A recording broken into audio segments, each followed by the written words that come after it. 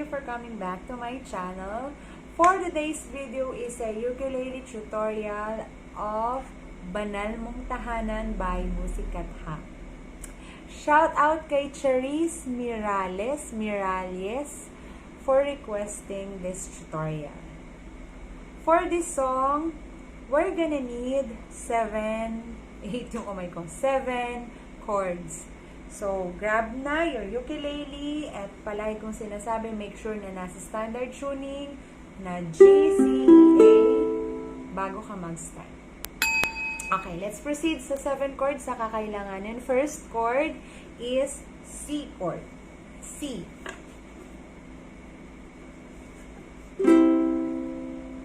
For our beginners, ito ang C, 3rd fret, 1st, 2nd, 3rd, ito yung C.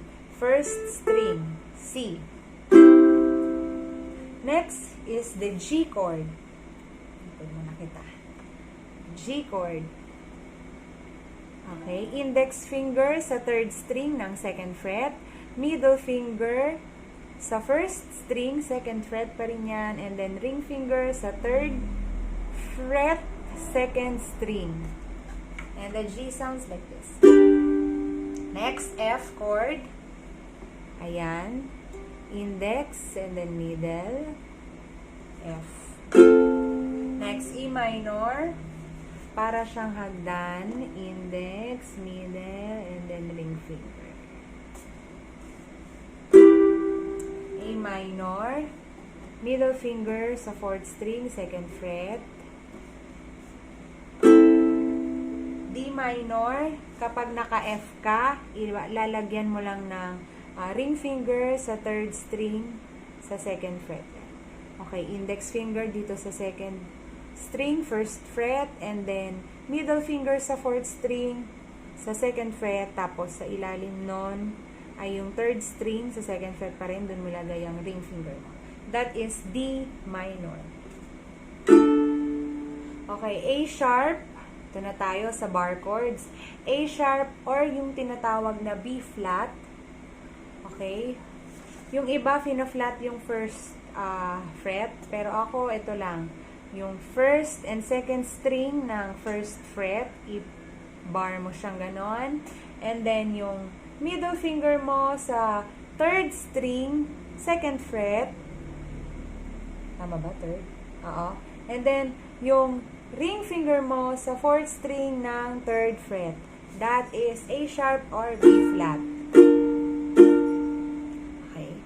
Mga sibs, importante na kung aling string at kung sa aling finger yung designated na pagtipa or pagpress mo ng string. For example, mahalaga na ang C chord ay ipipress natin sa ring finger. Yan. Okay. Para sa akin, hindi healthy, lalo na sa mga beginners, nasasanayin nyo yung sarili nyo na si index finger yung gagamitin. Ewan ko rin lang, pero hindi sa sinasabi kong hindi ako sure. Mas effective to kasi kapag sinanay mo yung sarili mo sa tamang tipa ng fingers, madali mo nang sorry, ang hirap mag-explain na yun. Parang madali mo nang maililipat yung mga fingers mo sa F, C, G, gano'n. Kasi kapag A, layo na, babalik ka pa sa F, halimbawa, diba? So, yun talaga yun eh. Yun talaga yun.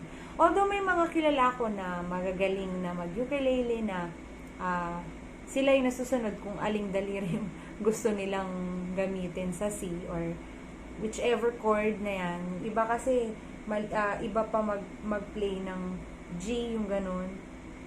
Siguro, it depends din. Pero, sa mga beginners talagang ini-encourage ko kayo na gamitin yung tamang placement ng fingers. So, back na tayo sa ating tutorial na Banal Mong Tahanan. Sa ating strumming pattern, our strumming pattern is down, down, up, up, up, down, up, down, up.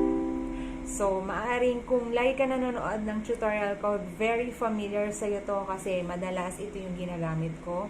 Ito kasi yung parang nadadalian akong ituro at saka ito rin yung personal kong ginagamit, no?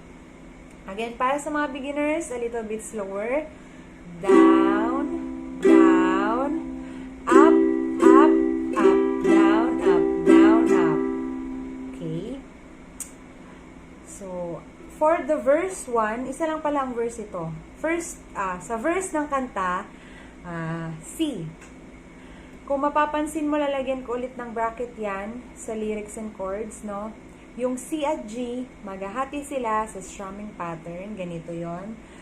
C, down, down. Tapos, kapag G na, up, up, up, down, up, down, up. No? Down, down, G. Up, up, up, down, up, down, up. And then C. Down, down, up, up, up, down, up, down, up. No? And then F. Down, down, up, up, up, down, up, down, up. Tapos G. Down, down, up, up, up, down, up, down, up. Tapos F at G ulit. Share ulit sila. F, down, down. And then G. Up, up, up, down, up, down, up. Then E minor.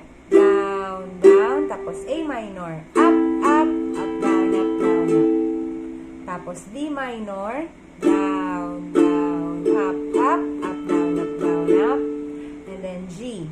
Down, down, up, up, up, down, up, down, up. Ang puso ko'y dumudulog sa'yo. Nagpapakumbaba ng susuma mo. Dahil napatin mo,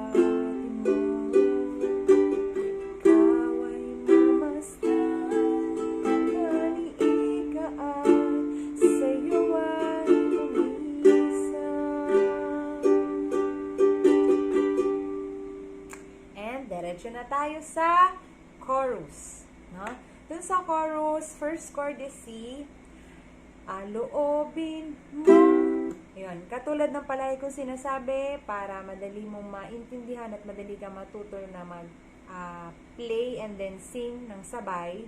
Kasi most of people na nakakausap ko na nag-aaral ng ukulele, they're having struggle talaga sa pagkanta, sa pagsabay.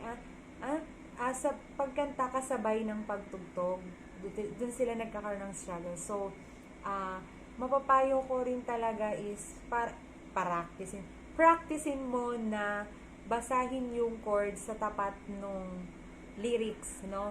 So, yun nga, yung like ko sinasabi, kung saan yung tapat ng chord na letra, doon ka palang mag-start ng strumming pattern. So, loobin mo, doon ka palang mag-strum ng C.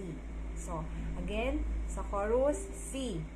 Down, down, up, up, up, down, up, down, up. And then G. Down, down. Tapos E minor. Up, up, up, down, up, down, up. Tapos D minor. Down, down, up, up, up, down, up, down, up.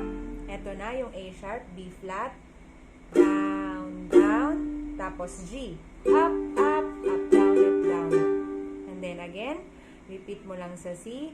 Down, down, up, up, up, down, up, down, up. And then E minor. Down, down, A minor. Up, up, up, down, up, down, up. And then D minor. Down, down, up, up, up, down, up, down, up. And then C.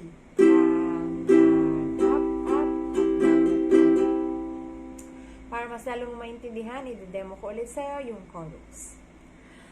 Loobin mo ang buhay mo'y maging banal mong tahanan. Maghulugan ng iyong wagas na pagsinta. Daluyan ng walang hanggang papuri pagsamba. Mahal ikaw, Diyos, ngayon at kailan.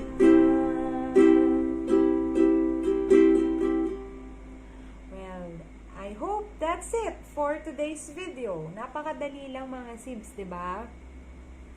Lagi mo lang tandaan na practice ng practice ng practice ay recommend na kung gusto mo talaga at desidido ka talaga na matuto ng isang bagay, paglaanan mo siya ng time.